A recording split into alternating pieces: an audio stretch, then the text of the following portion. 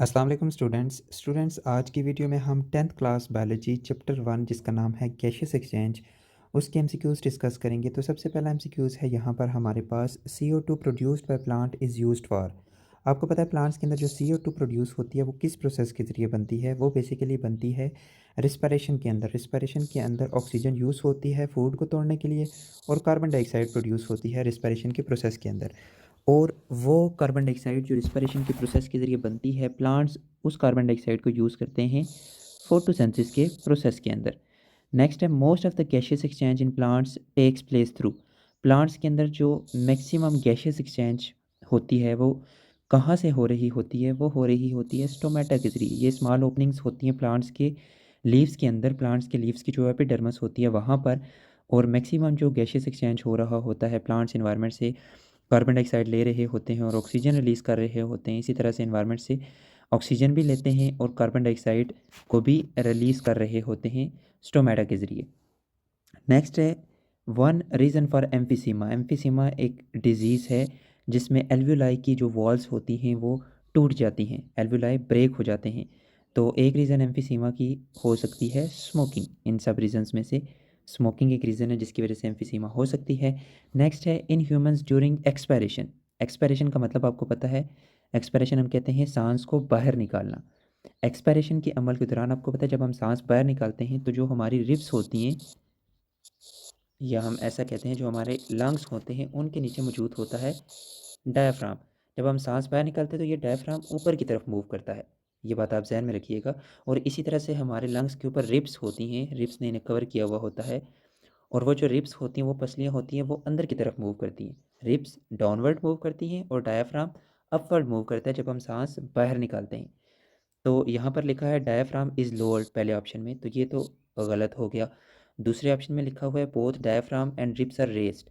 Diaphragm तो raise होता है, ऊपर होता है, लेकिन रिब्स नीचे की तरफ मूव करती हैं। ठीक है, तो इस वजह से ये ऑप्शन भी गलत हो गया। थर्ड ऑप्शन है डायाफ्राम इज़ रेज्ड। ठीक है, डायाफ्राम ऊपर की तरफ हरकत करता है और रिब्स लोअर यानी नीचे की तरफ हरकत करती हैं जब हम सांस बाहर निकालते हैं। तो ऑप्शन सी इज़ करेक्ट। इसके बाद नेक्स्ट है fifth MCQs. The inner most chamber of respiratory system into which air can be drawn. Inner most chamber respiratory system का इन सब में से जो सबसे इनर मोस्ट चैम्बर होता है वो एल्वियोलाई होता है, जहाँ पे एयर जाती है, जहाँ से गैसियस एक्सचेंज होता है। फिर इम्प्योर एयर एल्वियोलाई से आती है ब्रोंक्यूल्स के अंदर, ब्रोंक्यूल से ब्रोंकस के अंदर, फिर इसके बाद ट्रकिया के अंदर, फिर ट्रकिया के बाद लैरिंक्स के अंदर, फिर फेरेंक्स के अंदर, फिर हम उसे बाहर रिलीज़ कर देते हैं। तो जो हम एयर इनहेल करते हैं वो भी एंड पे जाकर एल्वियोलाई के अंदर जाती है और एल्वियोलाई से फिर उस एयर में से जो ऑक्सीजन होती है वो हमारे ब्लड के अंदर जाती है। इसके बाद next, what is the percentage of oxygen in expired air when a person is resting. अब एक पर्सन रेस्टिंग पे है और वो सांस ले रहा है, जब वो सांस बाहर निकालता है तो उस बाहर निकाले गए सांस के अंदर कितने परसेंट ऑक्सीजन मौजूद होती है? वो होती है 16%।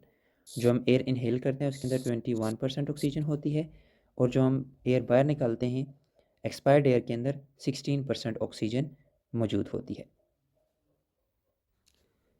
इसके बाद नेक्स्ट एमसीक्यूज है which process does not use energy release by respiration. Respiration के प्रोसेस के लिए तो एनर्जी रिलीज होती है। अब कौन सा प्रोसेस है इन चारों में से जो एनर्जी को यूज़ नहीं करता? Active transport to the glucose into villi. यानी आपको पता है जो ग्लूकोज होता है वो हमारी स्मॉल इंटेस्टाइन से, हमारे स्मॉल इंटेस्टाइन से विलाई के ज़रिए हमारे ब्लड के अंदर एब्जॉर्ब होता है।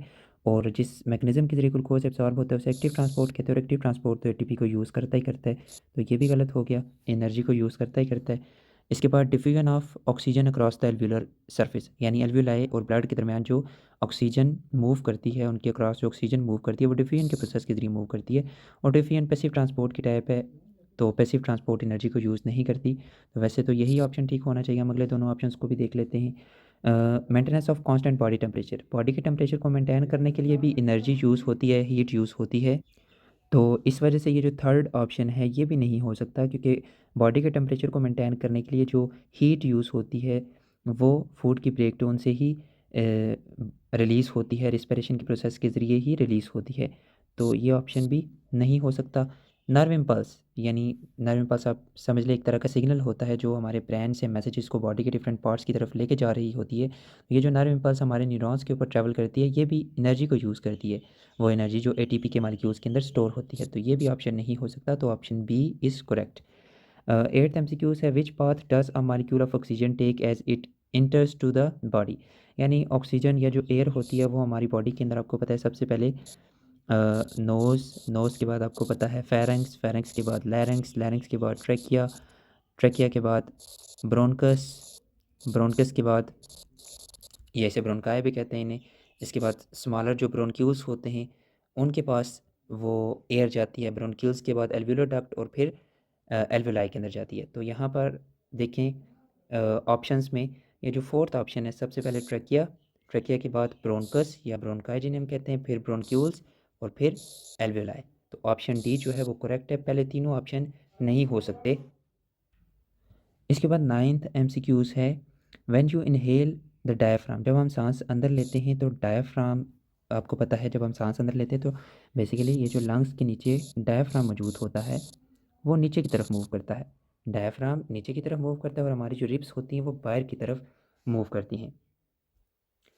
तो यहाँ पे लिखा हुआ है relax and moves downward. Basically diaphragm contract करता है और नीचे की तरफ मूव करता है, तो रिलैक्स तो नहीं होता, डाउनवर्ड मूव।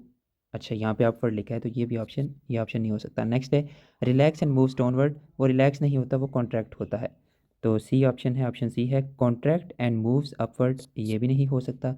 फोर्थ ऑप्शन है कॉन्ट्रैक्ट एंड मूव्स डाउनवर्ड, ठीक है वो कॉन्ट्रैक्ट होता है, डायफ्राम के मसल्स कॉन्ट्रैक्ट होते हैं और वो नीचे की तरफ मूव करते हैं, तो ऑप्शन डी जो है वो करेक्ट है।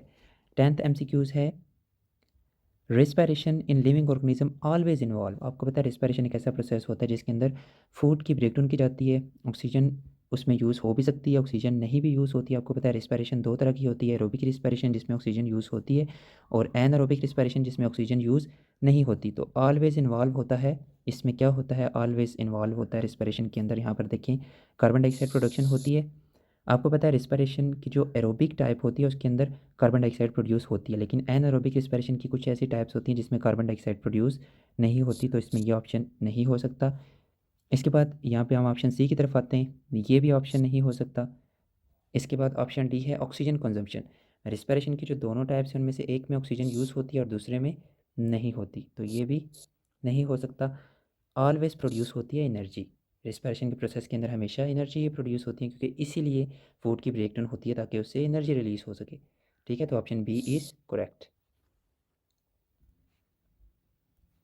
नेक्स्ट हम आते हैं 11th एमसीक्यूज़ की तरफ, और 11th एमसीक्यूज़ है the gas exchange portion of the human respiratory system. हमारे अंदर जो गैशियस एक्सचेंज होता है वो एल्वेलाई के ज़रिए होता है। एयर जो हम इनहेल करते हैं वो हमारे एल्वेलाई के अंदर आती है और एल्वेलाई से हमारे ब्लड के अंदर ऑक्सीजन ट्रांसफ़र होती है और ब्लड से कार्बन डाइऑक्साइड हमारे एल्वेलाई के अंदर आती है और फिर एल्वेलाई से इसे बाहर, मतलब एल्वेलाई से फिर ब्रोनक्यूल्स, ब्रोनक्यूल्स से फिर ब्रोनकाई, ब्रोनकाई से फिर ट्रैकिया, फिर लैरिंक्स और फिर उसे बाहर रिलीज़ कर दिया जाता है, वो एयर जिसके अंदर कार्बन डाइऑक्साइड ज़्यादा होती है। तो गैशियस एक्सचेंज बेसिकली एल्वेलाई के ज़रिए होता है। The disease involving the break down of air sacs इन्हीं एल्वेलाई को बोला जाता है। वो बीमारी जिसके अंदर एल्वेलाई की वॉल्स टूट जाती हैं उस बीमारी को एम्फीसीमा बोला जाता है।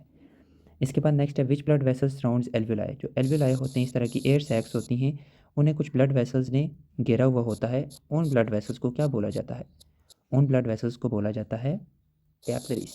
कैपिलरीज ने सराउंड किया होता है एल्वेलाई को।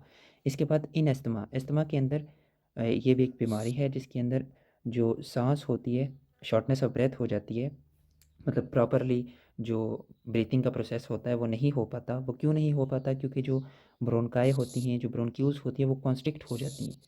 वो सूजने की वजह से, स्वेलिंग की वजह से ये ब्रोनकाई कॉन्स्ट्रिक्ट हो जाती हैं, जिसकी वजह से शॉर्टनेस ऑफ ब्रेथ का मैकेनिज़्म होता है, या ये वाली सिचुएशन होती है।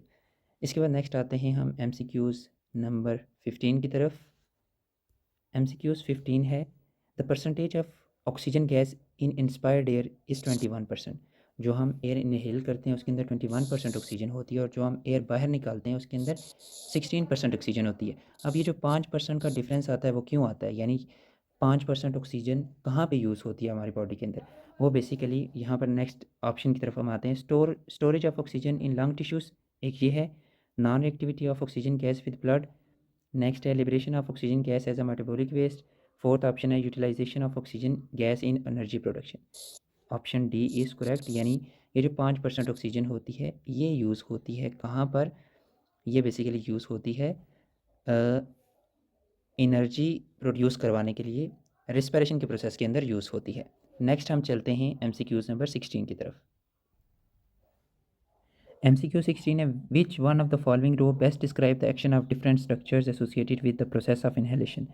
अच्छा, इनहेलेशन के प्रोसेस के दौरान हमने देखना है ये डिफरेंट स्ट्रक्चर्स हैं हमारे रिस्पिरेटरी सिस्टम के, वो किस तरह से इन्वॉल्व होते हैं इनहेलेशन के प्रोसेस के अंदर। तो आपको पता है जब हम सांस अंदर लेते हैं तो जो डायाफ्राम होता है वो नीचे की तरफ मूव करता है, और डायाफ्राम के मसल्स क्या करते हैं, कॉन्ट्रैक्ट करते हैं। तो डायाफ्राम कॉन्ट्रैक्ट करता है जब हम सांस अंदर लेते हैं, रिलैक्स नहीं करता, कॉन्ट्रैक्ट करता है।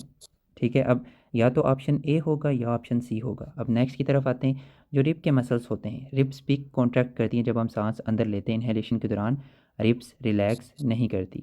ठीक है, रिब्स कॉन्ट्रैक्ट करती हैं। तो यहाँ पर देखिए ये जो डी वाला ऑप्शन है ये तो नहीं हो सकता, क्योंकि इसमें फर्स्ट वाला ये जो ऑप्शन है वो गलत हो गया है। तो जो सी वाला है वो ठीक हो सकता है।